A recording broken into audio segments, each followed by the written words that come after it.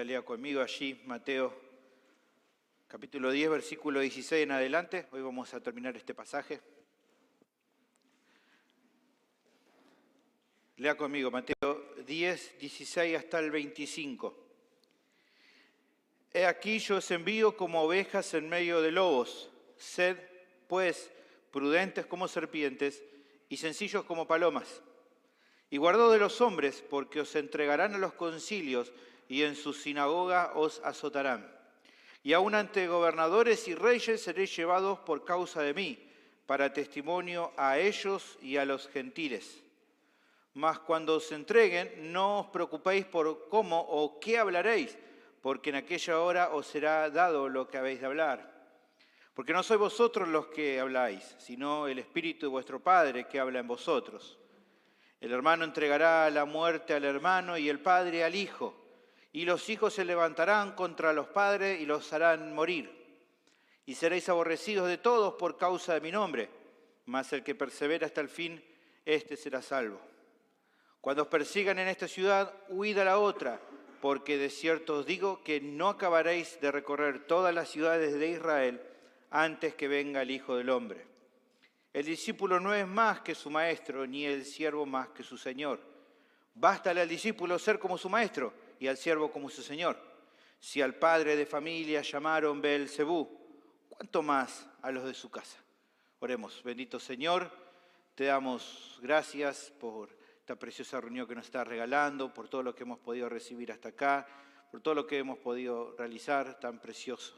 Ruego ahora por la predicación de tu palabra, que me guíes para hablar con claridad y sencillez en el poder de tu Espíritu Santo y seamos muy beneficiados a través de tu palabra, Señor. Danos entendimiento y guía en el nombre de Jesús. Amén. El título del sermón es ¿Cómo servir fielmente a Cristo en un mundo que nos rechaza? Esta semana leí una anécdota en un libro que me llamó la atención, se las comparto.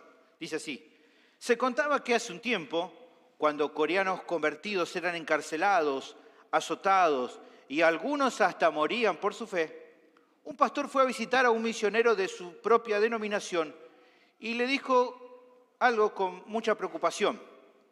Debe haber algo defectuoso en nuestra iglesia. Pienso que algo pasa porque en la cárcel de esta ciudad hay 37 hermanos de otra denominación y solo una de la nuestra. Temo que el Señor no nos esté teniendo por dignos de sufrir por su nombre. Dice esta historia. Ciertamente, el raciocinio del sencillo pastor era correcto. Cuando los cristianos evitan la persecución, se debe sospechar que hay algún problema en ellos, como falta de fe o compromiso, porque la persecución y el rechazo del mundo no solo que es algo que pueden esperar, sino parte del gozo del cristiano. Y este autor menciona Mateo capítulo 5, versículo 12. Usted sabe, gozaos y alegraos, ¿no?, cuando sean perseguidos por causa de Cristo. Me pareció significativa esta historia que les comento a la luz del tema que estamos viendo en esta porción. Ya estamos viendo en toda esta sección que el hilo conductor es que el servicio cristiano es radicalmente distinto a los demás. Debido a eso, los cristianos deben servir en el mundo porque solo ellos pueden ser usados de manera especial por Dios como herramientas útiles para suplir lo que la gente más necesita, que es el mensaje de la salvación, las buenas nuevas del reino de Dios. Pero también, debido a que viven y sirven de un modo distinto a cualquier otro, les toca experimentar un rechazo y persecución especial. Así fue con Jesús, así será con su pueblo, con aquellos también que le sirven. Cuando eso no pasa, no tiene que ver con que el mundo o las circunstancias de alguna manera puedan haber cambiado, sino con más probabilidad a que ellos estén dejando paulatinamente de ser fieles.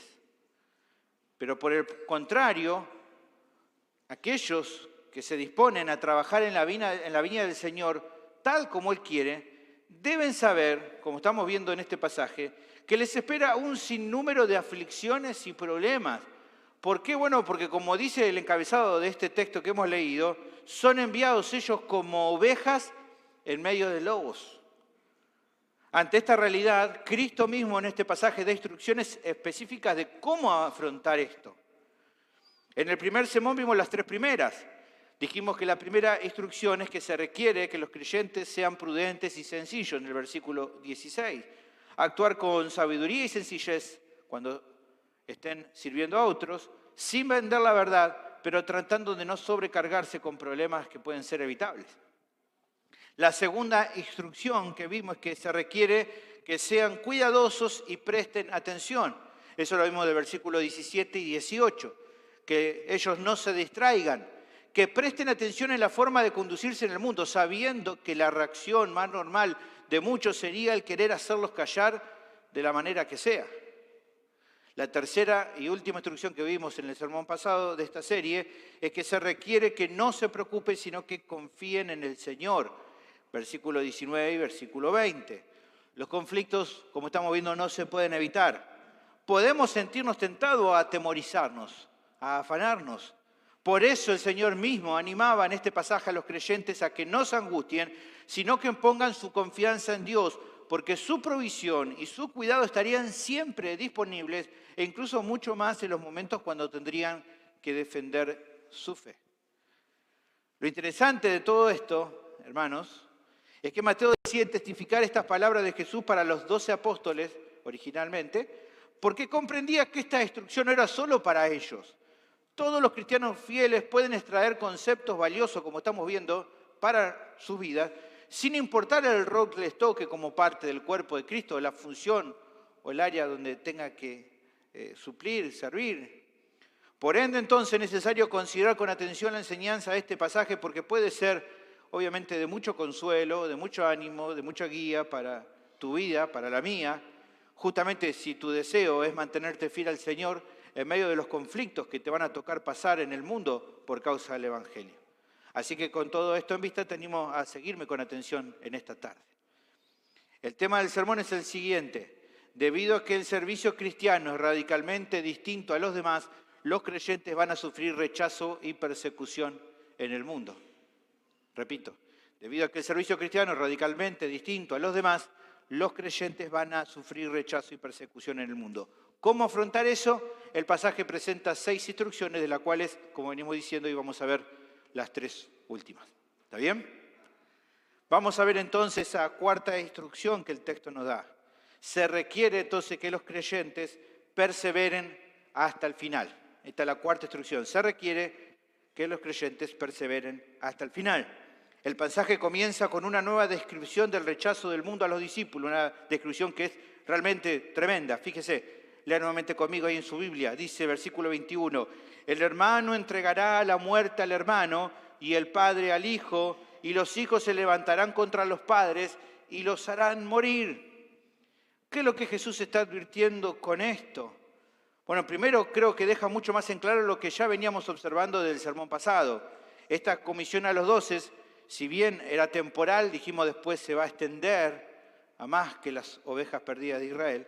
En cuanto a sus instrucciones, debían ser considerados para el servicio general de los 12, pero también de todos los demás discípulos. Eso queda muy claro en esta sección que estamos leyendo ahí en ese versículo. Por eso es que justamente los problemas que se mencionan trascienden a lo que los 12 podían experimentar. Aquí estamos viendo que habla ya más de otra clase de situaciones. Se enfocaba más bien, por lo que estamos viendo, en lo que se iba a generar en los hogares a partir del mensaje, o que el mensaje del reino de los cielos empezara a obrar en esos hogares. Si bien la paz podía llegar a un lugar, eso no quería decir que todos en ese lugar iban a aceptar esa paz que da el Evangelio del reino. Sabemos que la salvación es personal. Algunos serían impactados para bien por la luz del Evangelio, pero otros no, dentro del mismo lugar. ¿Qué iba a ocurrir entonces? Bueno, evidentemente lo que Jesús está empezando a hablar acá. Conflictos dentro del seno mismo de una familia. Más adelante en el capítulo, incluso Jesús va a seguir profundizando, no va a quedar solamente acá, luego lo va a volver a hablar, pero más enfocado en el costo de seguirlo a Él. El costo que involucra el hecho de justamente entender que lo estamos siguiendo y el rechazo que puede llegar a haber de la gente más cercana. Allí en capítulo 10, versículo 34 al 39. Pero aunque eso no lo vamos a ver ahora, ya desde esta sección deja algo en claro Jesús. Servirle a Él evidentemente puede traer consecuencias muy dolorosas. Es saber que probablemente gente cercana, como aquí están viendo, hermanos y hermanos, hijo, padre, padre, hijo, y gente cercana en realidad, te va a rechazar, te va a despreciar, te va a odiar tan profundamente que estará dispuesto a hacer toda clase de males si con eso logra frenar lo que estás haciendo para Cristo. Esta idea de morir es, bueno, es ya el límite de hacer que no puedas seguir haciendo lo que estás haciendo. Pero en el camino podemos pensar en muchas otras cosas también para intentar frenar justamente tu deseo de servir en la viña de Dios, en la mies.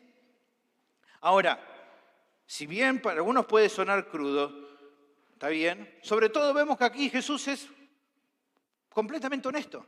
De acuerdo a esta realidad, un hermano va a entregar a otro hermano a la muerte, un padre a su hijo, y hasta hijos se van a levantar en contra de sus padres y los harán morir. Ahora, ¿se imaginan esta clase de situaciones? Bueno, a partir del avance del cristianismo, es justamente lo que comenzó a acontecer en aquel tiempo. Y especialmente esto fue notorio dentro del marco en el cual los apóstoles comienzan a servir, que ¿dónde es? En el pueblo judío. En aquellos hogares de Judea, muchos empezaron a identificarse con Jesús y las reacciones de los similares que no lo aceptaron fue claramente extremista. Los rechazaban, los echaban de sus hogares, los desheredaban, los dejaban completamente en la calle. Los historiadores comentan que en muchos lugares se llevaba a cabo un servicio fúnebre simbólico en el cual el familiar que se había convertido a la fe cristiana era virtualmente velado por el resto de la familia, ya que para ellos había muerto. ¿Se imaginan esa situación? No había vuelta atrás para ese cristiano, salvo el caso de que esa persona se retractaba de su decisión y públicamente rechazara a Cristo como Mesías. Solo ahí podría volver a ser recibido en su casa. Pero puede ser que en algunos casos justamente aconteciera lo que mismo tiempo después sufrieron creyentes fieles como Esteban y tantos otros, el tener que perder su vida debido a su fe. Y quizás en el caso de Esteban fue una turba dentro de su mismo pueblo, dentro de su misma ciudad, pero en muchos otros casos, como Jesús está mencionando, habrá sido propios familiares, llevando a sus propios familiares cristianos a ser ejecutados. Tal sería el odio que los cristianos producirían en el mundo que hasta una relación filial no sería razón suficiente como para que alguien decidiera llevar a un cristiano ante las autoridades de aquel entonces para que sea juzgado y ejecutado.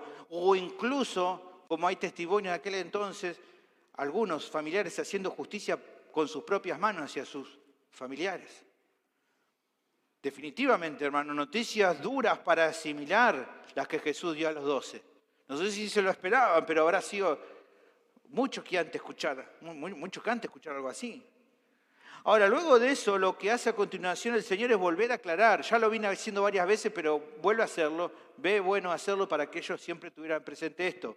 ¿Cuál es la raíz central de este odio tan extremo, tan incomprensible que llevaba tal vez a un familiar a querer matar a alguno de su familia por haber declarado cristiano? Fíjense. Versículo 22.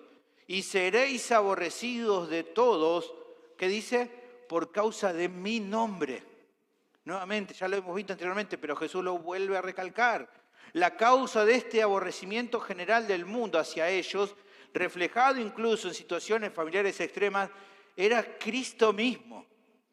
Cuando se menciona aquí su nombre, mi nombre, dice Jesús, el concepto apunta a un resumen general de todo lo que Él es, todo lo que Él ha dicho, todo lo que Él ha hecho y lo que significa para aquellos que se identifican con Él. Todo esto es lo que venimos viendo de qué se trata cuando habla de su nombre, todo lo referido a Cristo. Es por eso que cuando un padre sería capaz de asesinar a un hijo, o muchos de los otros ejemplos, no lo haría por un aborrecimiento personal, sino debido al hecho de que con eso iba a lograr acallar lo que ese hijo cristiano había abrazado como verdad y que anunciaba justamente de manera constante allí con de nuevo. Me imagino, ¿no? A un padre diciéndole, hijo, no hables más de esto, ¿no? O los hijos diciéndole a un papá, papá, no hables más de este Jesús, no estamos de acuerdo. Y el padre diciendo, no me importa, yo voy a hablar, no lo hagas más. Y discusión, bronca, enojo, griterío, lo que habrá sido, y hasta en un momento, bueno, llegar a este punto, decir, bueno, algo vamos a hacer, no vamos a permitir que sigas hablando.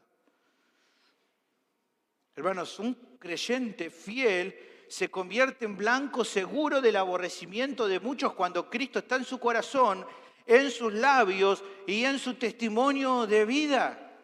Por supuesto que sí. Había que ser claros con esto. Hay que ser claros hoy también. Y Jesús lo está haciendo. Claro que sí. ¿Suena alarmante, doloroso esta realidad? Por supuesto que sí. Pero no es todo lo que el Señor tiene para decir. Esta sección concluye con una declaración poderosa, que es, creo, el elemento central de esta sección, como termina este versículo 22. Fíjese que dice finalmente, mas el que persevere hasta el fin, este será salvo.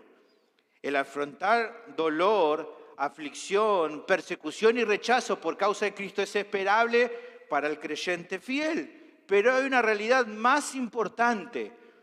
¿Cuál es?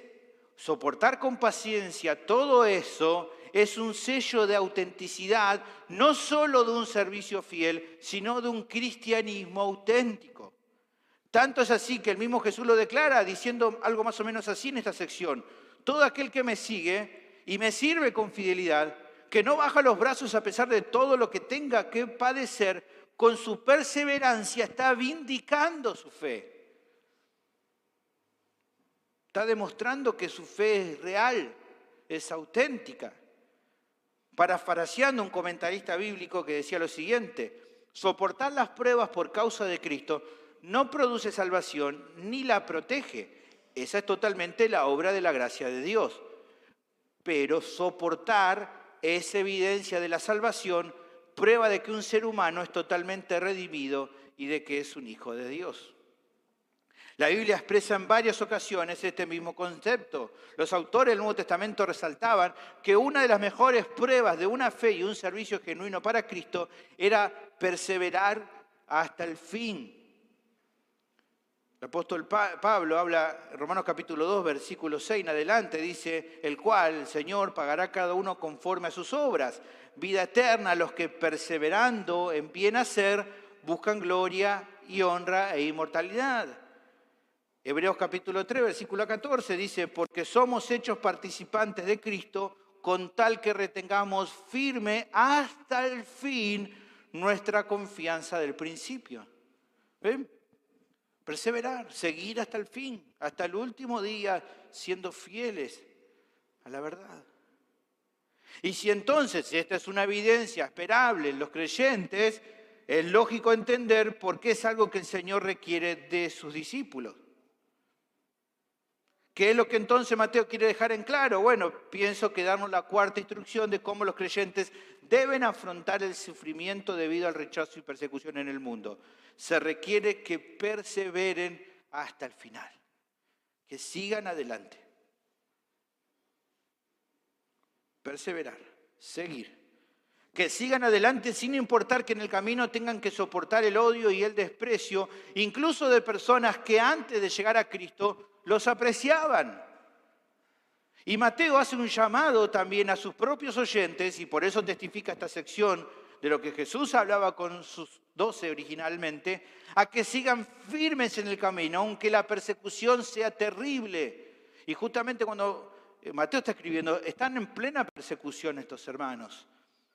Y justamente esto fue lo que aconteció. Muchos de aquellos hermanos del primer siglo justamente entregaron sus vidas por el nombre del Señor. Lo hicieron, perseveraron todo lo que hizo falta hasta ofrecer sus vidas, hasta entregar sus vidas por causa del Evangelio.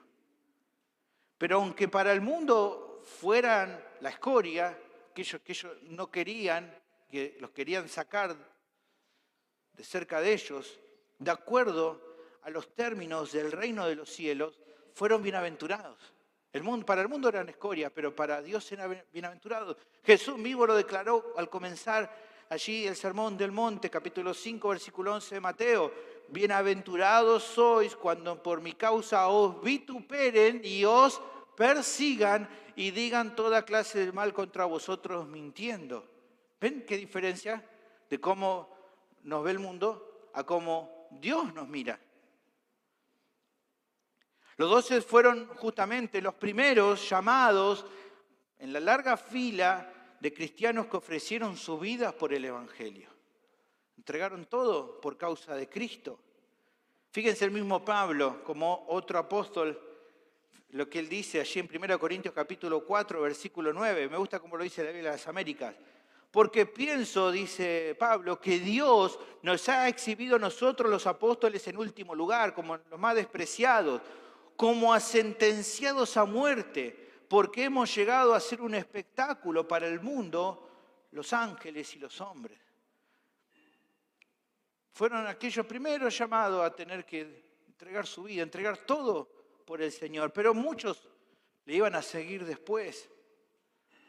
Por eso la instrucción del Señor es animarlo a que perseverar, justamente a pesar de todo eso, a que perseverar valía completamente la pena, porque era una evidencia clara de su profesión de fe.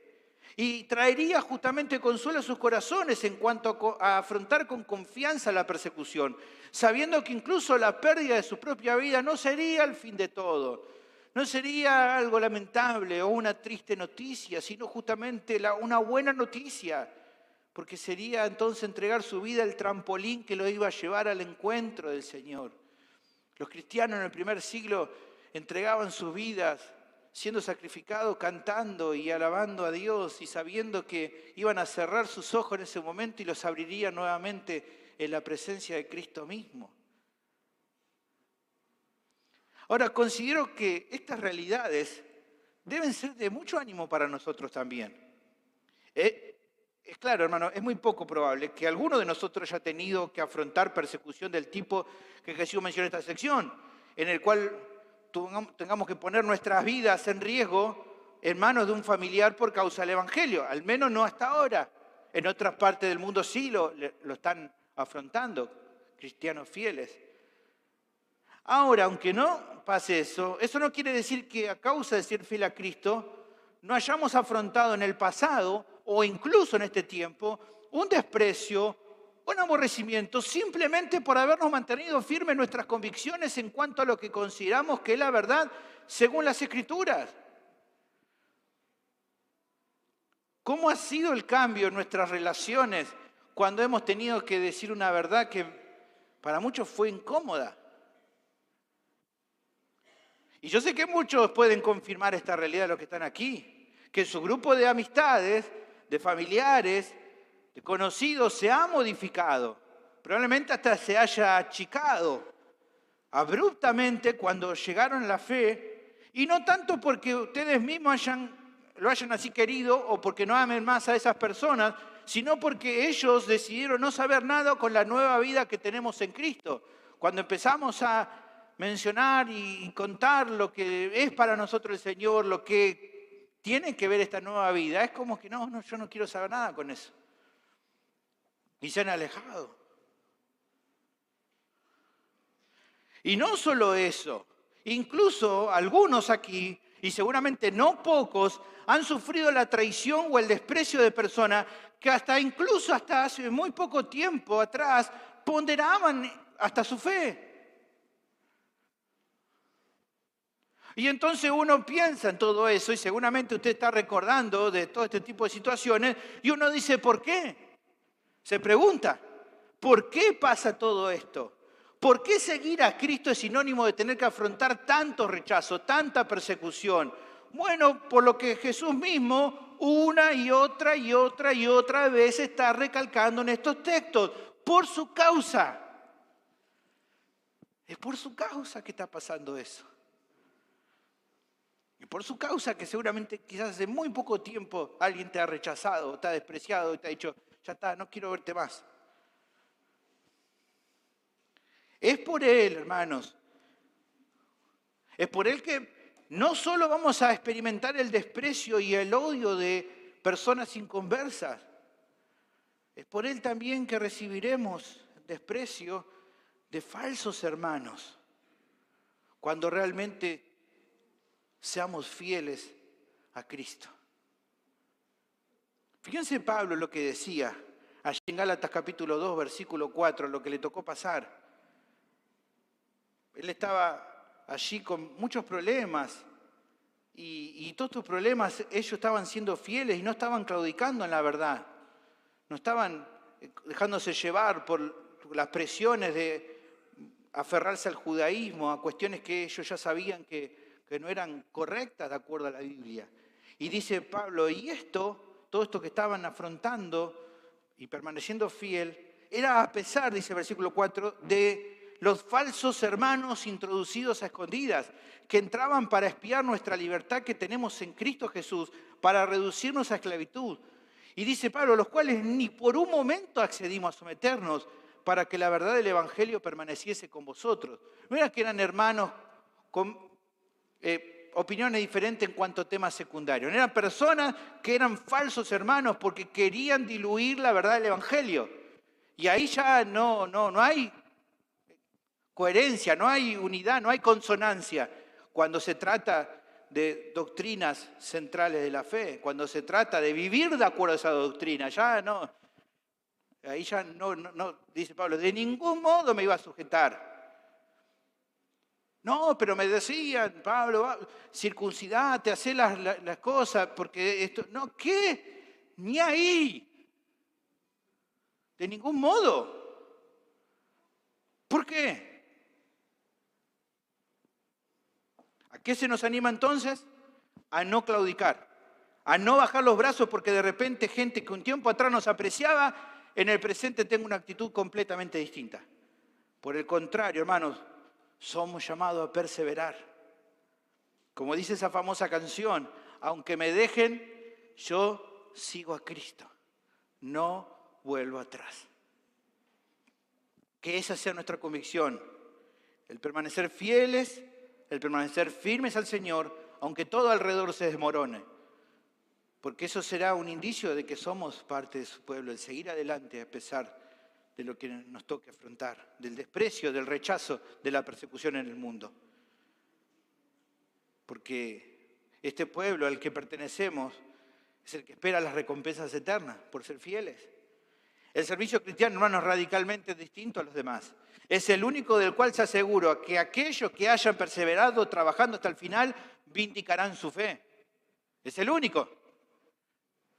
Hay mucha gente que en otros servicios, en otras religiones, son fieles hasta el final. Hay mucha gente en otras religiones que dan su vida y creen que lo hacen para llegar al cielo, pero se van al infierno entregando su vida. Pero los cristianos fieles que dan su vida por causa del Evangelio tienen esperanza eterna. Ya lo vamos a ver un poquito más adelante. Ellos reflejarán que son justamente aquellos que fueron llamados para vida eterna. ¿De qué otro servicio religioso o espiritual que se realiza en el mundo se puede decir esto? De ninguno. La gente cree que sí, pero no. Por eso el ministerio cristiano no es como ningún otro. Es radicalmente distinto a los demás. La quinta instrucción, cómo los creyentes deben afrontar el rechazo, la persecución del mundo, es que se requiere que avancen aguardando, esperando el regreso de Cristo. El pasaje prosigue con una nueva declaración de advertencia de Jesús para los 12. Dice, cuando os persigan en esta ciudad, huid a la otra, porque de cierto os digo que no acabaréis de recorrer todas las ciudades de Israel antes que venga el Hijo del Hombre. Miren, hay muchas opiniones entre los eruditos para intentar discernir y explicar esta declaración del Señor. Algunos comentaristas afirman que es de los versículos más difíciles de explicar en el Nuevo Testamento. Así que les pido por favor que me ayuden, que presten atención, no se distraigan porque es un poquito difícil, pero voy a tratar de explicarlo. Al analizar con detenimiento cada propuesta, sin ser dogmático, creo que la mejor manera de interpretar este pasaje es a la luz de lo que Cristo viene explicando a los 12. ¿Está bien? Pensemos que Mateo está testificando de un hecho que ya aconteció tiempo atrás, cuando él lo escuchó y ahora, décadas después, lo está escribiendo. En virtud de la revelación que hasta ese momento tenía del plan de Dios, sin forzar a que lo interpretemos de acuerdo al entendimiento acabado con el que Mateo ya contaba al momento de escribirle a sus propios oyentes. ¿Está bien? Él está queriendo explicar algo que pasó en una situación antes, pero no debemos pensar, bueno, lo está explicando ahora que ya entendió todo, sino a la luz de cómo lo entendía en ese momento. Un ejemplo para que se entienda mejor lo que acabo de decir. En el momento en el que el apóstol escribe el libro, él ya sabía que la comisión de alcanzar a las personas con el mensaje del reino no estaba supeditada solo a las ovejas perdidas de la casa de Israel, sino a todo el mundo. Ya en Mateo 28, 19, más adelante en la progresión de la revelación bíblica, él entiende que tienen que hacer discípulos en todo el mundo, a toda clase de personas. Pero cuando originalmente Jesús dio las instrucciones del comienzo de este capítulo 10, es probable que ellos todavía no supieran mucho más de lo que Él les estaba mandando. Pensemos, una progresión de la revelación. Por ende, sin ser concluyentes al respecto, no estaría mal decir que es posible pensar que para ese momento, cuando originalmente Mateo escucha esta declaración de Jesús, solo conocían que la prioridad era llegar a cada ciudad donde habitaban judíos, porque fue justamente lo que Jesús le dijo. La novedad de que su tarea comprendería mucho más que eso, recién en el desarrollo de la historia lo aprenderían años después o tiempo después. De acuerdo al plan divino, todavía no era el tiempo de conocer eso y de trabajar de acuerdo a esta nueva perspectiva teológica. Algo parecido a lo que pasó también con el derramamiento del Espíritu Santo en los gentiles. Fíjense que al comienzo este derramamiento era solo sobre judíos y de alguna manera pensaban que era solo para ellos.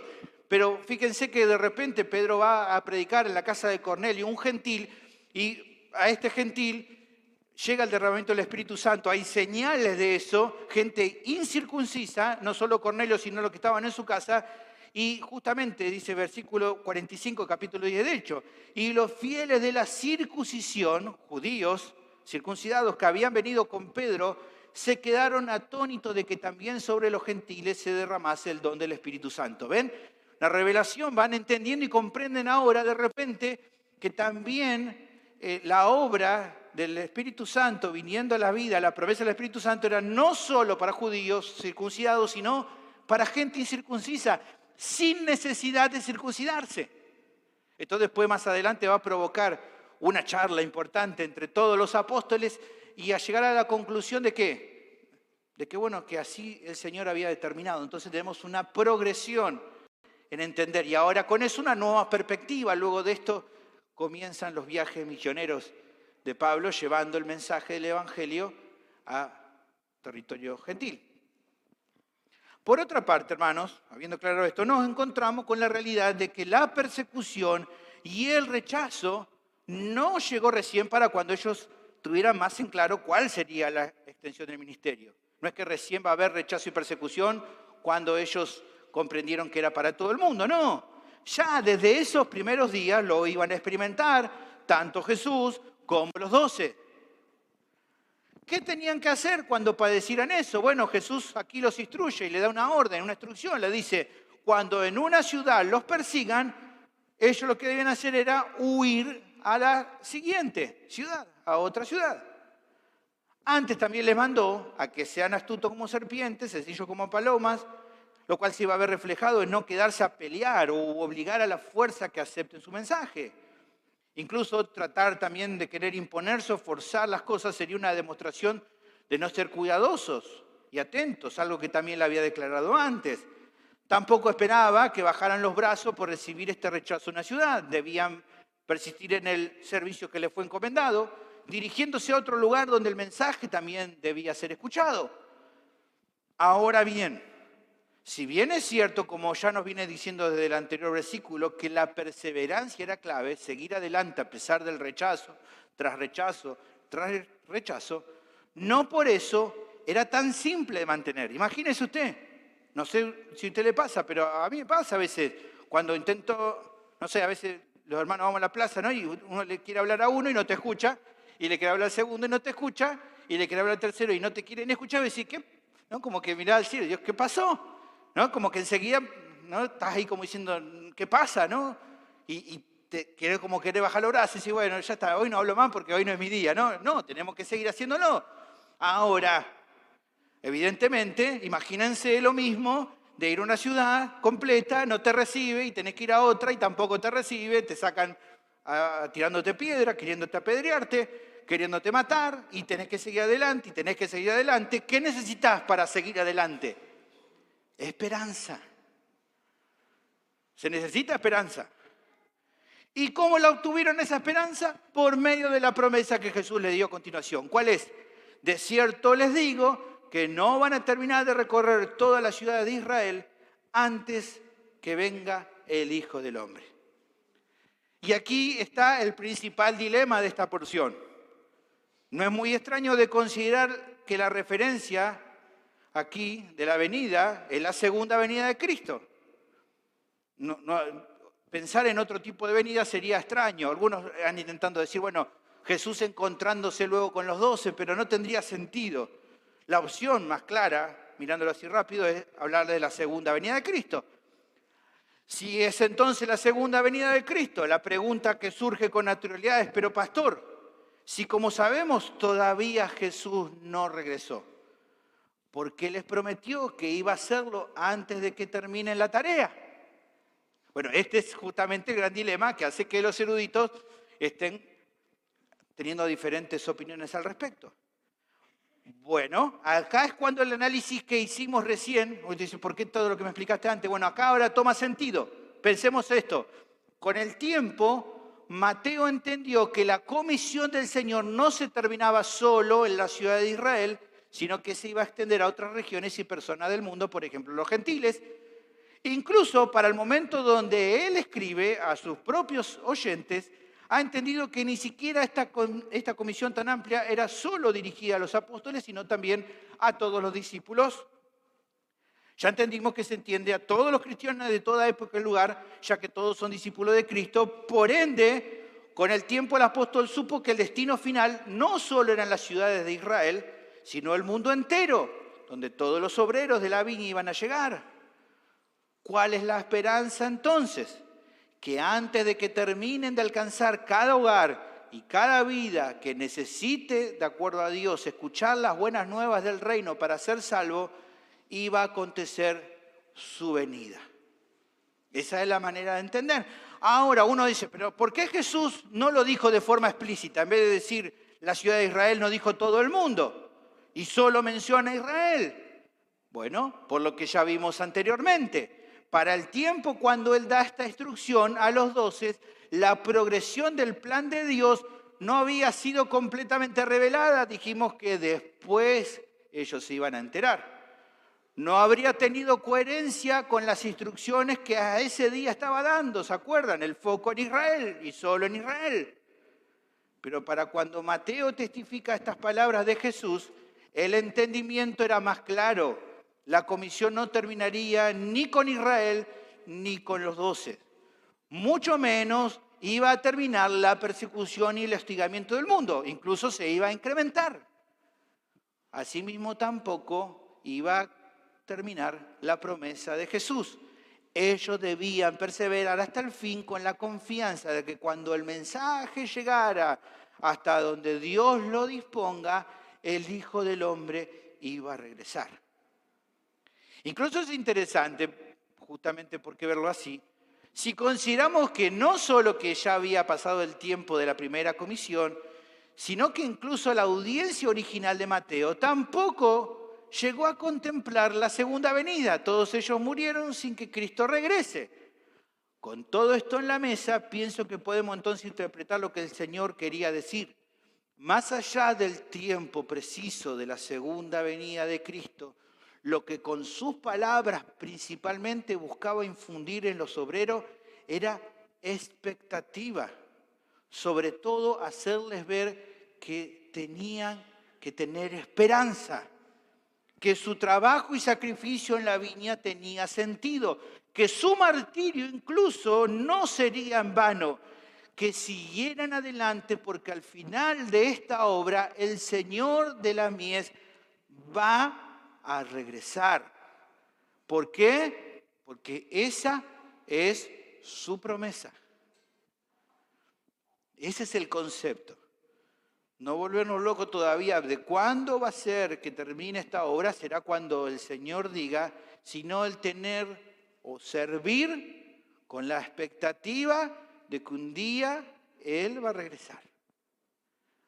Y trabajar no esperando entender cuándo será ese día, porque no es algo que a nosotros esté bajo nuestra órbita, sino de Dios, sino trabajar con la expectativa de que puede ser en cualquier momento.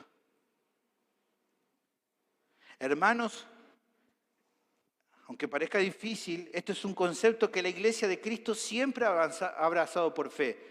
La realidad de que a pesar del sufrimiento por causa del Evangelio, debían avanzar.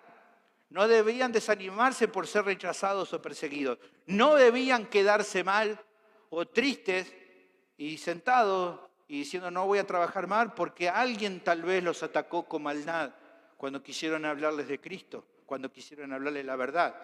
Debían seguir adelante con confianza, pero sobre todo también con la esperanza bendita y segura de que a través de su labor fiel, la obra de Dios se iba a ir completando, de tal modo que antes de llegar al último lugar del mundo donde este mensaje tendría que ser oído de acuerdo al plan de Dios, aquel que lo llamó a trabajar iba a regresar para recompensar a los suyos. Esto definitivamente da una perspectiva más poderosa y más esperanzadora a aquellos que sirven fielmente a Dios. ¿Cuál es esa perspectiva poderosa? Que muy pronto Él va a regresar. Repito, muy pronto Él va a regresar. Gracias. Gracias. Por ende, eso debe provocar mayor entusiasmo y denuedo para llevar el mensaje a pesar de las dificultades que aparezcan en el camino.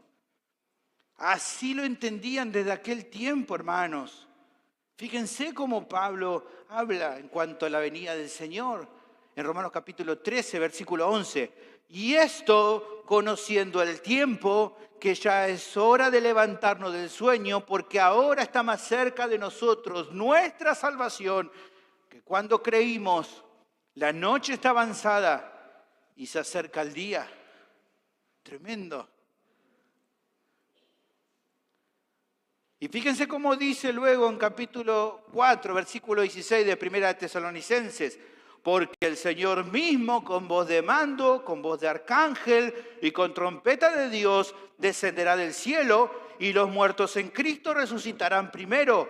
Luego nosotros, dice Pablo, fíjense, los que vivimos, los que hayamos quedado, seremos arrebatados juntamente con ellos en las nubes para recibir al Señor en el aire y así estaremos siempre con el Señor. No sé si ustedes notaron, él que está diciendo, aquellos que estén en ese momento, no, ¿qué dice él? Nosotros los que estemos. Eso es convicción.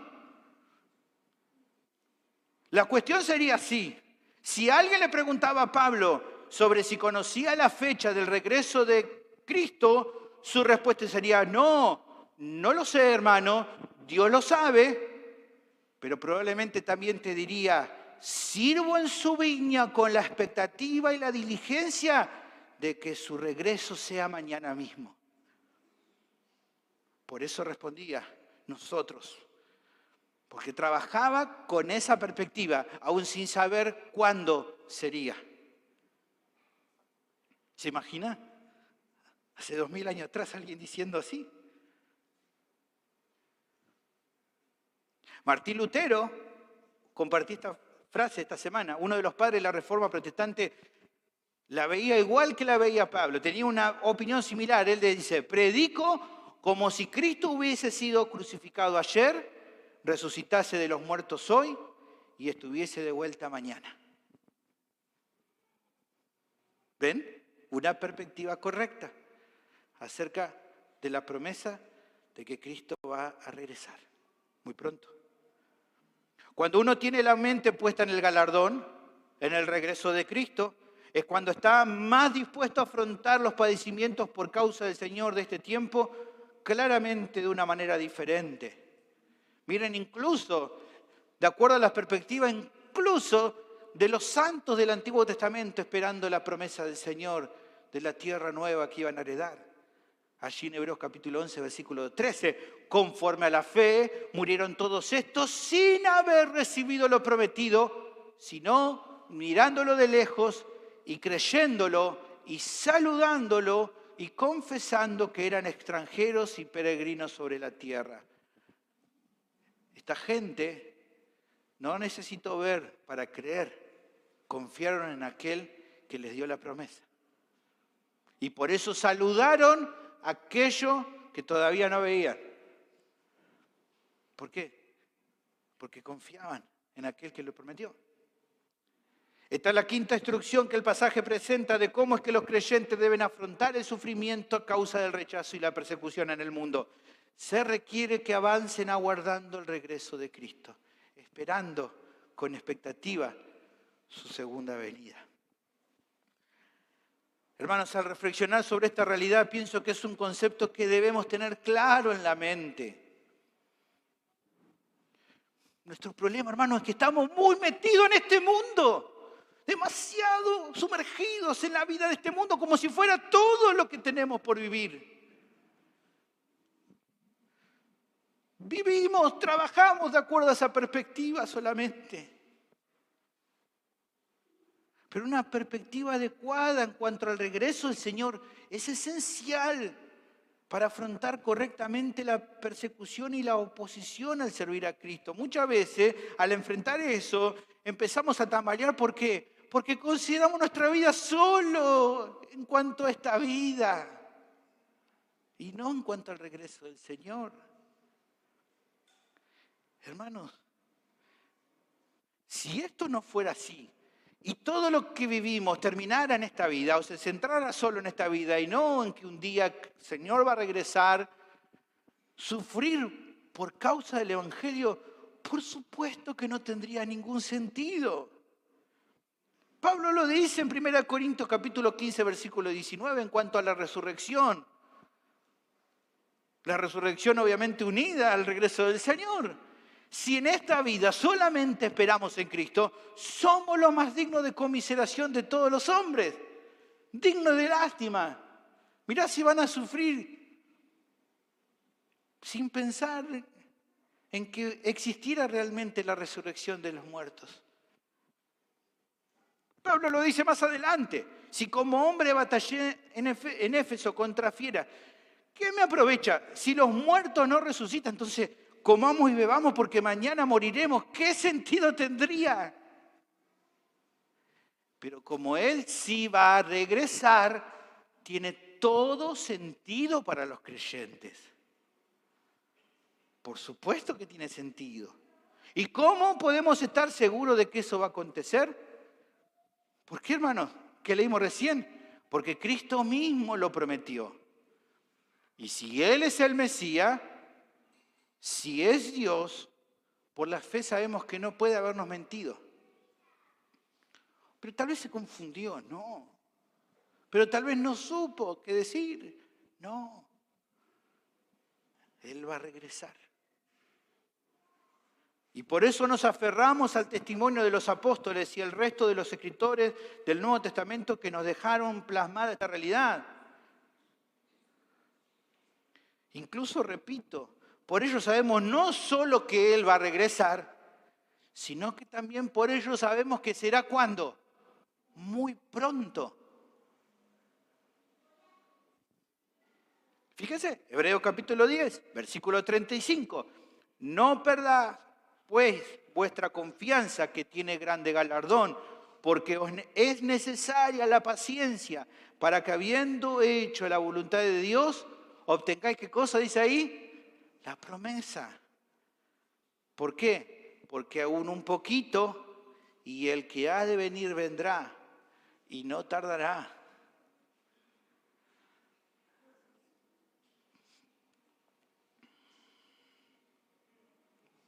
¿Hay entonces alguna razón para no avanzar en la tarea que tenemos por delante? No, ninguna. Creo que ninguna. No hay razón. Pero hay un asunto adicional que no puede dejarse de lado al meditar en estas verdades. Pensemos un instante más en las palabras de Jesús.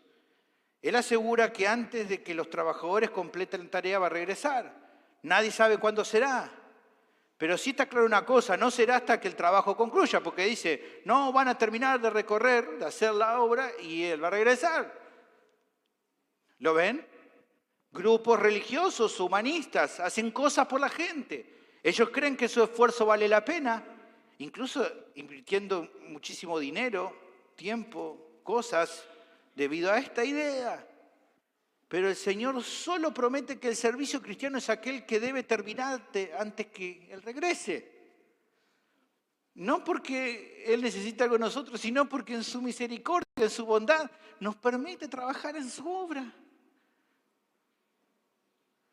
Solo a los obreros de su viña los anima a que sigan trabajando esperando su venida. De ningún tipo de otra obra promete algo semejante. ¿Por qué? Por lo que estamos viendo en toda esta sección. Porque el servicio cristiano es radicalmente distinto a los demás. Por eso es tan necesario que los creyentes asimilen esta verdad, confíen en su promesa y dispongan su vida al servicio sin importar el rol que les toque ocupar y mucho menos las dificultades que les toque atravesar. Porque un día todo eso va a terminar y Cristo va a regresar. Y nuestros ojos así lo verán.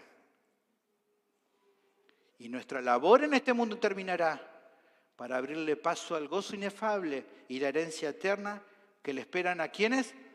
A todos aquellos que aman su venida. Pablo estaba terminando su carrera, aquel que estaba seguro que iba a ver al Señor. Y dice, porque yo ya estoy para ser sacrificado, 2 Timoteo 4, y el tiempo de mi partida está cercano. He peleado la buena batalla, he acabado la carrera, he guardado la fe, perseveró hasta el final. Por lo demás, me está guardada la corona de justicia, la cual me dará el Señor, juez justo, en aquel día, y no solo a mí, sino también a todos los que aman su venida. Precioso. La última instrucción del pasaje es que se requiere que los creyentes sigan y se sometan al ejemplo de Cristo. Versículo 24 y 25. El pasaje concluye con una declaración de Jesús que funciona como una conclusión a todo lo que hasta acá instruyó. Dice, el discípulo no es más que su maestro, ni el siervo más que su señor. Basta al discípulo ser como su maestro y al siervo como su señor. Si al padre de familia llamaron Beelzebú, ¿cuánto más a los de su casa?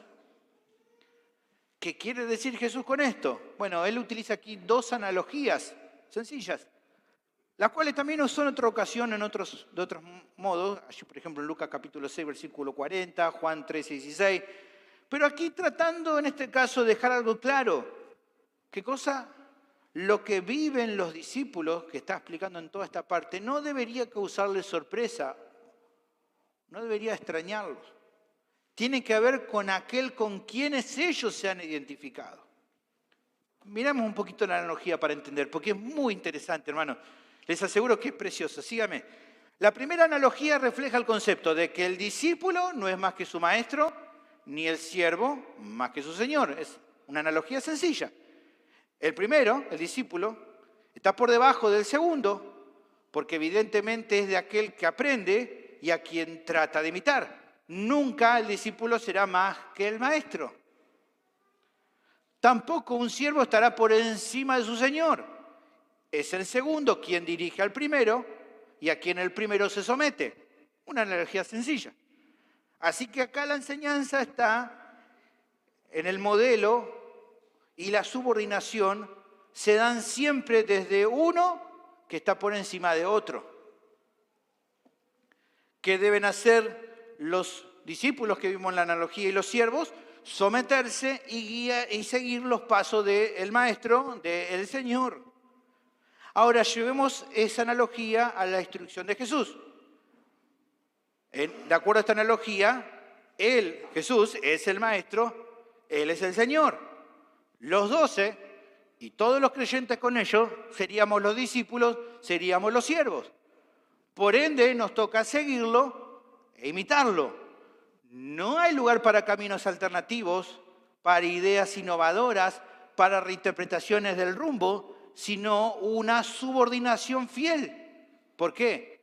Porque nosotros somos discípulos, nosotros somos siervos, Él es el Señor, Él es el Maestro. ¿Cuál es la senda que se sigue? Bueno, ya la sabemos por lo que Él mismo aquí declara. En parte, la del rechazo y oposición en el mundo, que fue la que Él mismo atravesó. ¿Qué debemos hacer? Seguir sus pisadas. ¿Por qué? Porque el discípulo no es más que su maestro, ni el siervo más que su señor. Si vamos a servirle con fidelidad, déjame decirte que las pautas en la viña ya están establecidas. No se trabaja al tuntún. Y evidentemente, ¿quién es siervo fiel en esta viña? El que las cumple con obediencia.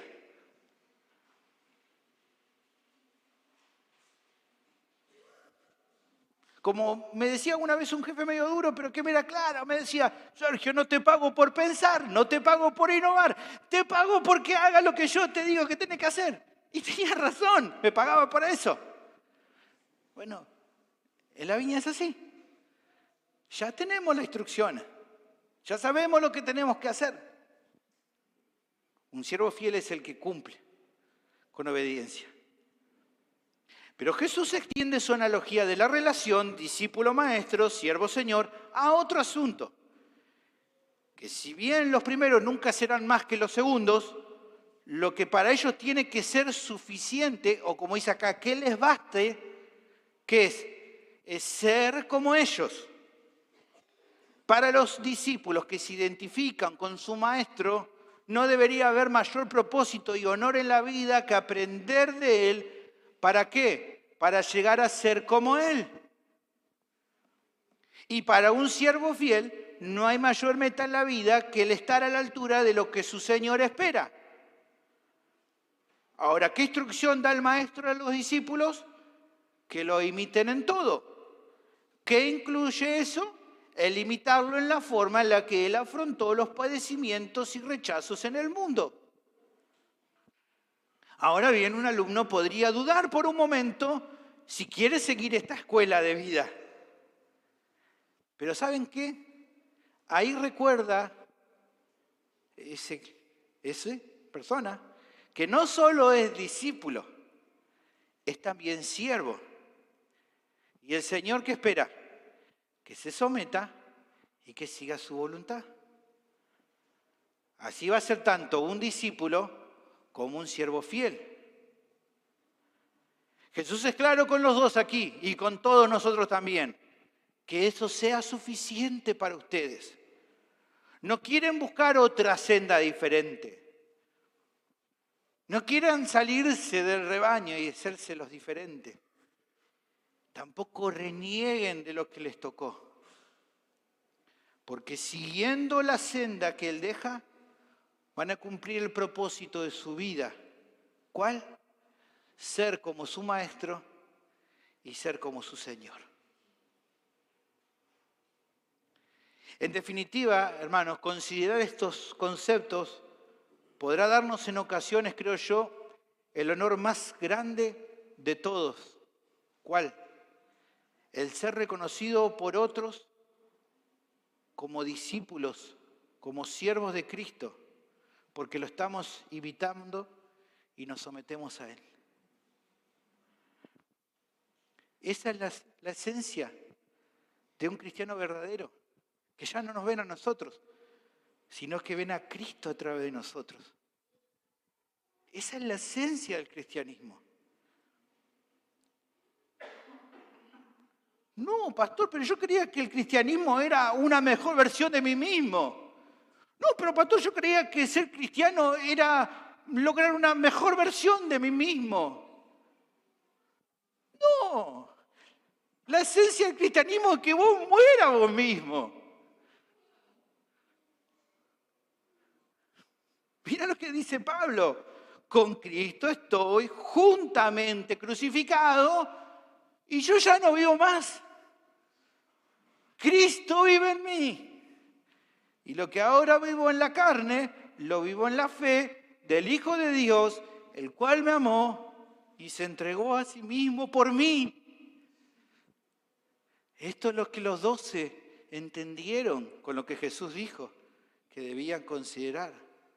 Y lo que claramente procuraron hacer. Y miren qué precioso, por ejemplo, como para ilustrar esto. En Hechos capítulo 4, versículo 13. Los líderes religiosos estaban enojados, pero los ven y dice, entonces viendo el denuedo, la valentía, el denuedo es la valentía, el coraje para hablar del Señor, ¿no? El denuedo de Pedro y Juan, y sabiendo que eran hombres sin letras y del vulgo, se maravillaban, y escuche, y les reconocían que habían estado con Jesús. Decían, estos sin duda son discípulos de Jesús. ¿Por cómo hablan? Porque no se asustan por más que nosotros le estamos diciendo que se calle. Porque defienden a su Señor. Esta gente son siervos de verdad de ese hombre. Están dispuestos a morir por ellos. Obviamente, hermano, me surge una pregunta. ¿La gente del mundo te ve así? Cuando te ve, ¿puede reconocer que has estado con Jesús?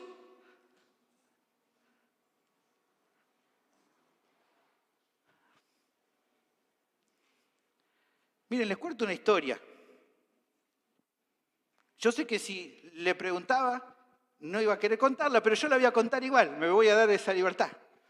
Me acuerdo que hace muchos años, cuando era mucho más joven, cuando nuestro pastor Isaías estaba siendo hostigado por gente cercana a él, una persona supuestamente cristiana entre ellos, ¿no?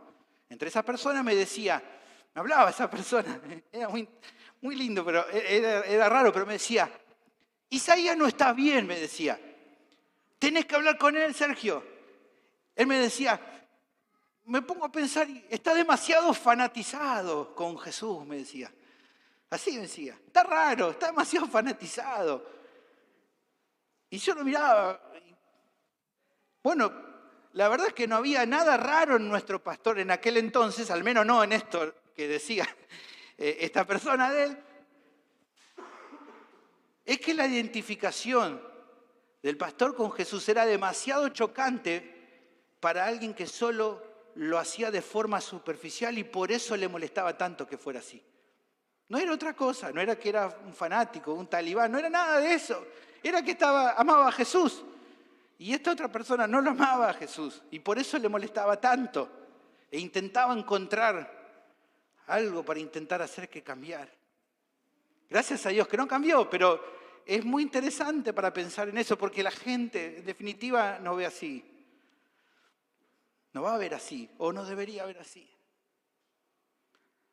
Finalmente, la segunda analogía de Jesús deja de lado los casos anteriores, discípulo, siervo, maestro, señor, y toma otros dos grupos nuevos. Menciona un padre de familia y los de su casa. Jesús o el Señor obviamente es el primero, el padre de la casa. ¿Cómo lo trataron a él? ¿Qué dice ahí el texto? Al padre de familia lo llamaron Belcebú.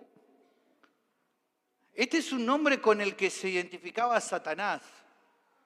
Hermanos, ellos así hablaron de forma infame de nuestro amado Jesús.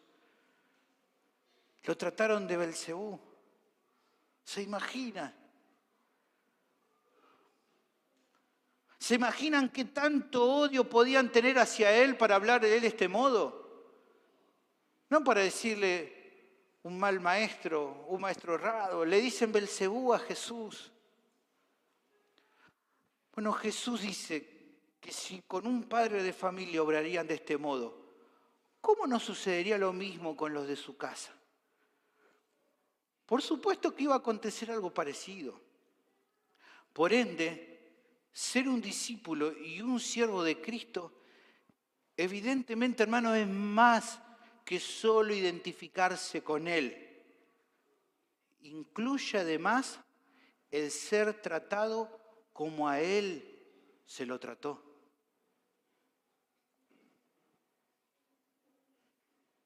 ¿Qué es lo que esperaba a Jesús de los siervos de su viña? Que sigan su ejemplo y se sometan a su voluntad. Que el propósito de su vida sea el ser tal como Él es, o como Él era en su ministerio terrenal. Porque en su reino, los siervos no trabajan como a ellos se les ocurre. Lo hacen bajo la guía y el ejemplo que Él dejó, sin importar el rol que se ocupe o la función que se cumpla. Porque no solo es el Señor de la viña, Él es el modelo a seguir en el servicio. Y quien quiera ser fiel, como dice 1 Juan 2:6, debe andar como Él anduvo. Así que la sexta instrucción de cómo es que los creyentes deben afrontar el sufrimiento a causa del rechazo y la persecución en el mundo es que se requiere que sigan y se sometan al ejemplo de Cristo. Que tal como Él era, ellos también sean. ¿Por qué? Porque el discípulo no es más que su maestro, ni el siervo más que su señor. Que le basta al discípulo ser como su maestro y al siervo como su señor. Y si a él le llamaron Belcebú, ¿cuánto más a nosotros? Pienso que estos conceptos finales de Mateo dejaban profunda reflexión en los corazones de sus oyentes, así como seguramente hoy a nosotros. Pensar en experimentar desprecio, rechazo, persecución y odio del mundo que nos rodea no pareciera ser de nuestro servicio el más atractivo.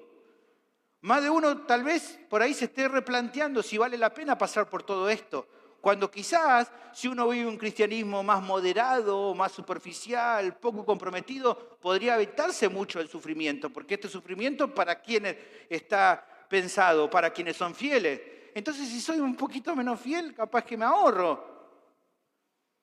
Bueno, la verdad que es normal que surjan estas dudas. Cuestionar incluso si un servicio fiel tiene sentido. Porque bueno, si las instrucciones hubieran sido dadas por un maestro o por un guía espiritual, como tanto que hay en el mundo, no estaría mal repensarlo. Si el que te manda a vivir de esta manera sería, no sé, el Buda o un Papa o qué sé yo, quién otro que se te puede ocurrir, Mahoma, bueno, podrías repensarlo. Incluso si Jesús hubiera sido solo un gran maestro judío o simplemente el mejor rabino de Palestina del primer siglo, tampoco estaría mal replanteárselo. Pero, si como la Biblia afirma, el que ha dado estas instrucciones es el Mesías, es el Cristo, es el Hijo de Dios, entonces ya no hay duda. Entonces, por supuesto que vale la pena afrontar todo rechazo y persecución en el mundo. Y mucho más si en medio de eso el mundo llega a reconocernos como siervos y como discípulos de Cristo. Quizá muchos de ellos, al hacerlo, sean tono de burla. ¿Y cuál es el problema? Si del mismo Jesús se burlaron. Pero para nosotros es el mayor honor que podemos recibir en esta vida. Porque para lo que ellos pueda ser un insulto que nos puedan dar, para nosotros es el privilegio más grande que tenemos. Piensen en esto por un segundo. Como a ilustración lo digo, ¿no? En las elecciones del próximo domingo hay candidatos de algunos partidos políticos que se hacen como los tontos respecto a quiénes son sus principales líderes de su movimiento. Le preguntan, ¿no? ¿Y qué tal? No dicen nada. ¿Por qué? Porque saben que es piantavotos. No se quieren sentir como muy involucrados con sus líderes. Otros por ahí no tienen ningún problema en decir, bueno, votarme a mí es votarme a mi principal referente. Bueno, es una ilustración. Bueno, pienso que en definitiva mucho más tendría que ser para el creyente fiel. No se siente mal, ni la vergüenza en lo más mínimo, si es fiel, que lo identifiquen como cristiano. ¿Te ha pasado? Quizás en trabajo, mira, viene el cristiano, ¿no? Y se burlan y se ríen. Y uno dice, sí, soy cristiano. Qué bueno que me identifique como cristiano. Con gusto, un cristiano dice, me encanta. Por supuesto que quiero que en mí lo vean a él. Es el mayor honor que me pueden llegar a dar. La única preocupación en todo caso para el cristiano fiel es ser cuidadoso de que por medio de su vida no dé un mal testimonio de lo que es ser un cristiano. Esa sería la preocupación, pero que te identifique como cristiano es el mayor honor que nos puedan dar. Sin duda es lo que más se desea, ser un discípulo que dé un testimonio preciso respecto a quién es Él. Cuando el creyente responde a la oposición, al rechazo en el mundo, a la persecución, del mismo modo que Cristo lo hizo, aunque le toque sufrir, en su alma se goza por haber sido digno de padecer por causa de Él. Fíjense en Hechos capítulo 5, versículo 40. Y convinieron con Él, los líderes religiosos se habían enojado y bueno, dijeron, no los vamos a matar, vamos a dar un poquito más de tiempo porque bueno, se va a dar mucho lío.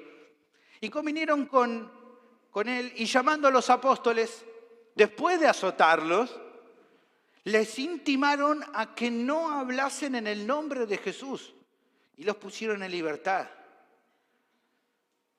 Les azotaron, imagínense, ¿no? Mucho dolor. 40 azotes menos 1. ¿Y qué dice? Ellos salieron llorando diciendo, ya está, no me engancha más para esto. No, ¿qué dice? Y ellos salieron de la presencia del concilio gozosos.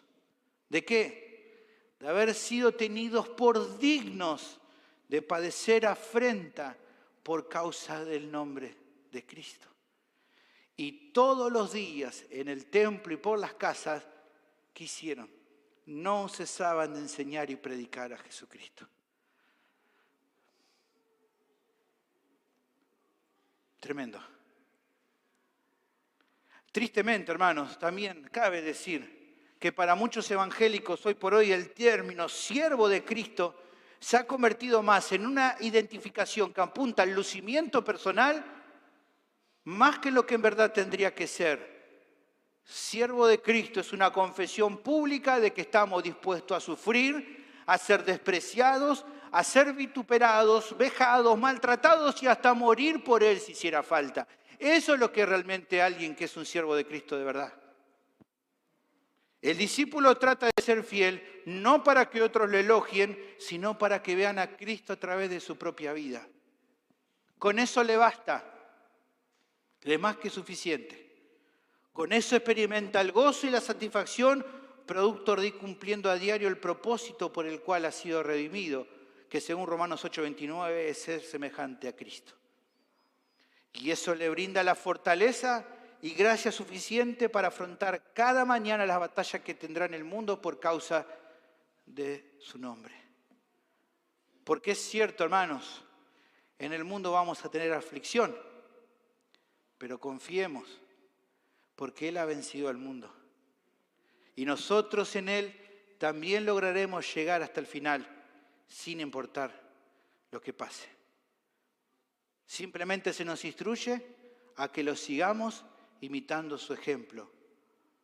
Por esto, hermano, es que el servicio cristiano claramente es distinto a los demás.